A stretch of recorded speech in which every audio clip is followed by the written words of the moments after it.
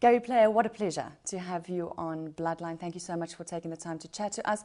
I think a few people might be surprised because if they think Gary Player, they think international golfer and not necessarily the horseman. So tell us about your story and horse racing.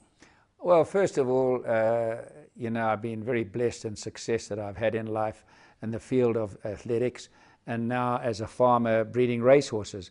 And if you asked me, it's hard to choose because I'm very thankful for all the success I've had. But if you ask me to choose, I'd choose the farming because this is the true meaning of life. You can enjoy the birds, the rain, having some routine, being with your family, having tea with your wife in the morning, being with your grandchildren, doing things with them, raising horses, seeing the babies, working on genetics. I study genetics at least an hour a day. The conclusion is I know a hang of a lot about nothing, but that's the fascination of it. And really, besides the horse breeding and racing, we do other things like sheep and cattle and crops. And our own fruit and our own vegetables because I'm a vegetarian. So you're quite strict on your diet. Have you been like this throughout your career? When I was a young man, you could eat meat and chicken and fish. Now it's a different world. It's completely changed. So, but for the last 10 years, very, very strict. And you got to get thinner as you get older. And I mean, I still do 1,000 sit-ups a day.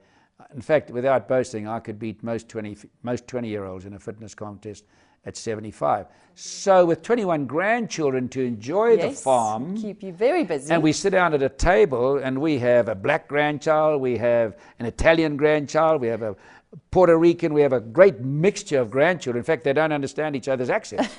So really the Rainbow Nation, isn't it? It's a Rainbow Nation, and we all to be there together. And if I want to enjoy that, I've got to stay in shape. Yeah. Most 75-year-olds, well, most of my friends are dead.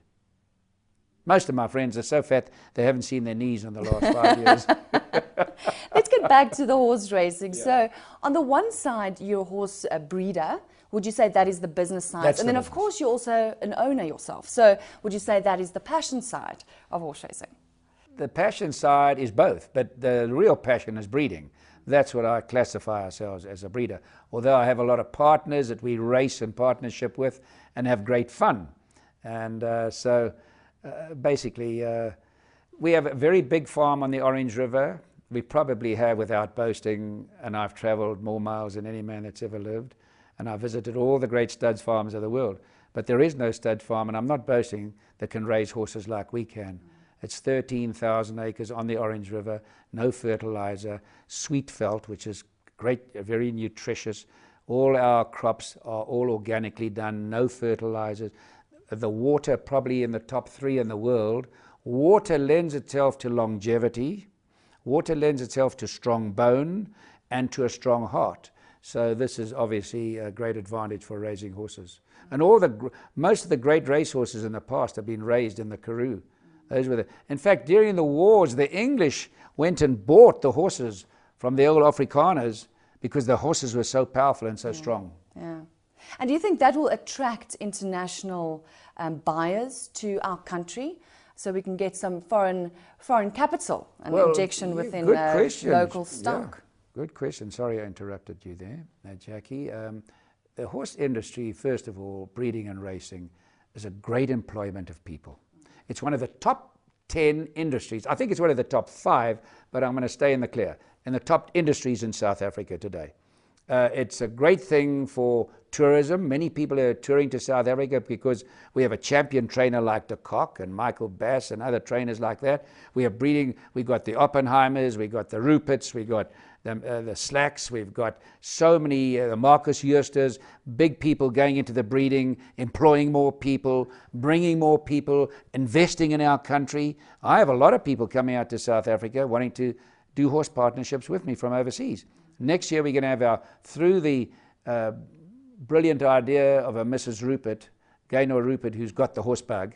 You see, the horse business is a disease, the same as golf is, and she's got it. And so now next year, I don't know if you saw the announcement I made on behalf of them. Yes. $1 million race. Wonderful. Bringing horses from over the world to come and compete here. For the first time in South Africa. Yes. Or Africa for that matter. First time. So do you think, Gary, that this is the way forward? you know, if you're looking at horse racing currently in South Africa, do you think that is the answer, putting South Africa in the map and making it more international, appealing? Well, first of all, we've been breeding a lot of very good horses in South Africa. You go back, we had Colorado King, we had Bold Tropic, we had our great horse, Horse Chestnut, and so forth and so forth. And Michael de Kock has really raised the bar. Right. He's got something, you know. Why is a man a better golfer? Why is a man a better businessman? God has loaned them a certain talent that you cannot describe. Michael de Kock's got that. There he is, winning races all over the world for us. And people, I can tell you, because I'm traveling to all these places, are saying, wow, South Africa are breeding great horses. And what a trainer you've got there. Look at us. You're doing so well. You're beating us in all these places. Well done. So now we're going to attract the people.